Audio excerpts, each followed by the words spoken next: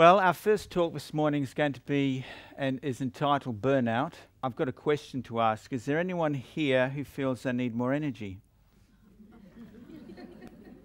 So I have not met anybody who has ever said Doctor, I've just got too much energy.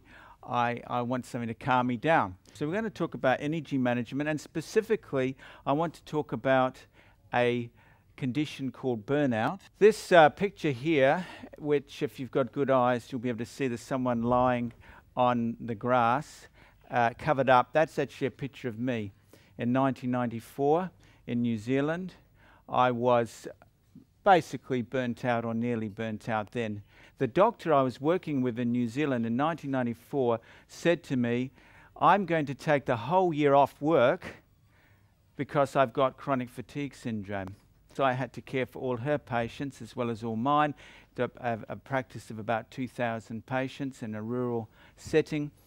And so she was off for the year. I was covering all her work and mine and getting burnt out. As we get older, we've got less energy. Is that obvious? Why is that? As we age, our energy goes down. The main reason is that we wear out. I'm sorry to say. It's a bit like a car. If you buy a brand new car, you expect it to have plenty of energy. You put the fuel in and you can race around at a good rate of knots. But after about 20 years, the same car, even though it's had maintenance done on it, it doesn't work as well. It's because it's worn out. Parts of it just don't work as well. And even if you replace those parts, it's not as efficient as it used to be. So as we age, we get less energy. Notice that this goes up and down as well. That's because this person had different life events that took energy out, and that's very important to understand in terms of burnout prevention. And when they get to the middle of life, 40 or 50, they can have a bit of a crisis because they can't do what they used to when they were 20, and they are still trying to play hard and work hard. Most of us have got an average constitution, which means that's about let's say about 70% of a population. So this person, by definition, I've just said they've not got a life. And that's actually how people feel when they're in burnout. The question is, why did they get there and how can they get out of it?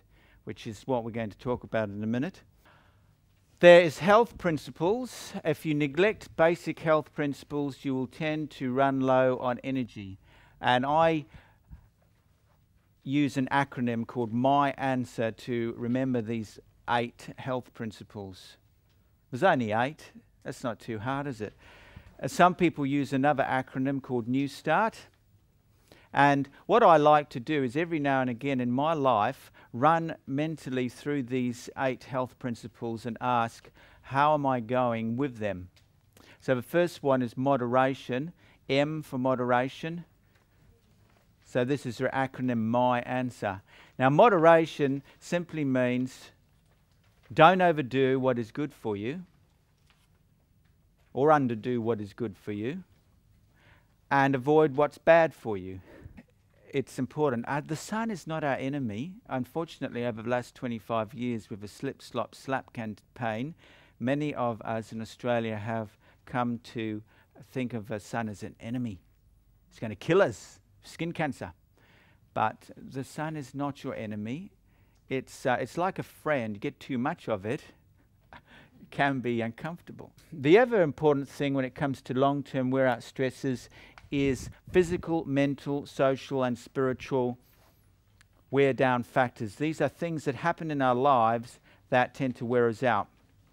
Actually, I divide these into 2. Physical and then mental, social, spiritual go together. And we'll talk about some examples. For example, well, let's talk about bugs. It's a physical one. Is there anyone here who's not had chicken pox? Okay, there's usually 1 or 2 who don't believe they've had chicken pox and may not have had chicken pox. So that means the rest of us have had that bug.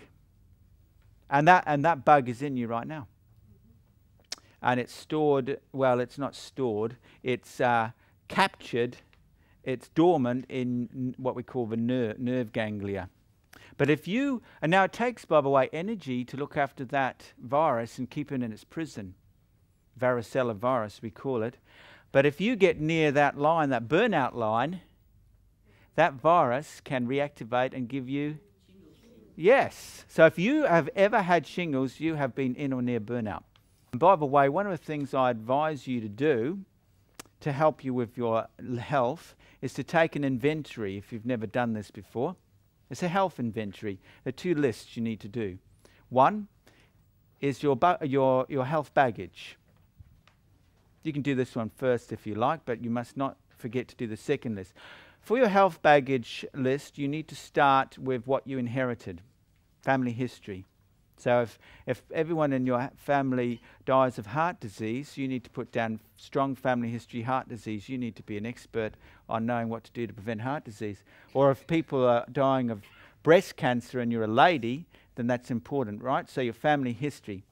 Then you start with your life from when mum carried you in her tummy and continue through to the present. And list what you know about your health. And what does he need? Well, he needs to be told, Johnny, don't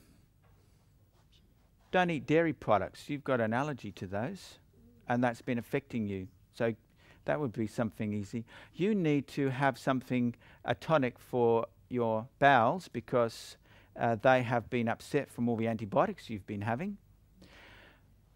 Johnny, you need to take some herbs and things in your diet to keep glandular fever bug from rearing up its ugly head, because it can reactivate like shingles does and give you tiredness and achy joints and lymph glands.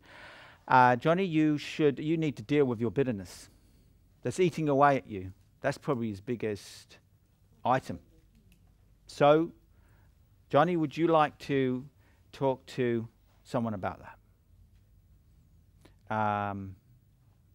And if he's lucky, he might have a grandparent he can talk to about it, or a counsellor. Counsellor's generally not as good, I find, as a wise, elderly family member.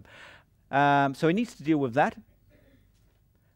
He needs, he's going to have to do some detox, and he needs to stop spraying, so he might want to do some, saunering is a good way of getting chemicals out, sweating it out. And his back. Now, if that's bothering him a lot, well, he's never been to a physio. He probably needs an exercise program as part of his routine.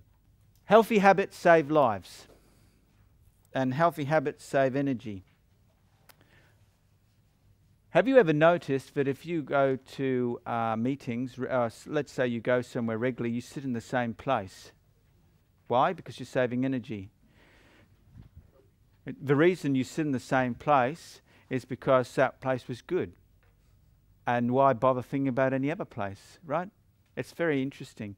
I like to notice that when I do. You all generally sit in the same place for our next lecture. Well, you've got your stuff there, but you also, unless you had a draft on your neck or the person next to you didn't like, you'll try sitting somewhere else. But if it was good, you'll sit in the same place. It's the same with breakfast. If you were happy with the breakfast you had yesterday, you might have the same today. Or you might get up in the morning, now what shall I have for breakfast? Well, what's in the cupboard? You don't want to make the decision, so well, we'll just have what we had yesterday. We tend to get these habits, and they're important because they save us energy. Every decision takes energy. So if you can develop healthy habits, then that will be really good. What about having a set of breakfasts? So you get up in the morning, what's for breakfast? Tuesday today, oh yes, Tuesday I have porridge, bananas, and pepitas. There are sometimes things that we use for boosters. If you're really having trouble with burnout and you've got your plan of my answer and you're doing that well, there are some things called boosters. Really hot baths are helpful for some people. Contrast hydrotherapy, that means having a hot shower, then turning it cold, then hot again, then cold, or having a hot shower and jumping into a cold bath. Don't do either of these without being sure that your heart is in good shape. Ocean swimming.